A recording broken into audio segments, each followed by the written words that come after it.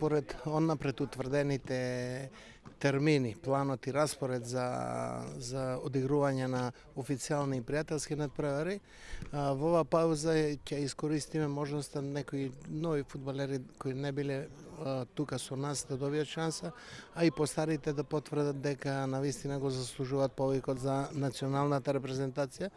бидејќи сакали или не, ова генерација на заминување. Има ова генерација 2-4, 2-2 и 2-3, им останува право да играат уште 4 надпревари официјални,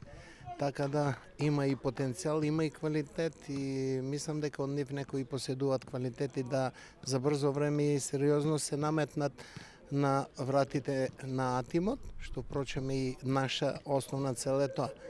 Има некои освежувања во фудбалери кои се генерациите, пример од 2005-та, има 4 фудбалери, играа во елитна рунда и како награда за нивните претходни игри, во разговори со нивниот селектор, предлози и добија можност да бидат тука со нас, да видат една категорија повисоко,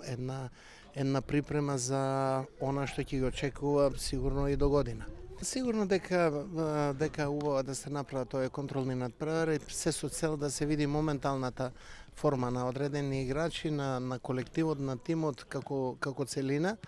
Една репрезентација полска која е во рангот на, ајде да кажеме, една категорија повисока и сигурно дека тој ќе биде прав тест да ги одмериме силите, и една Босна и Херцеговина која е репрезентација од поранешна Југославија, репрезентација која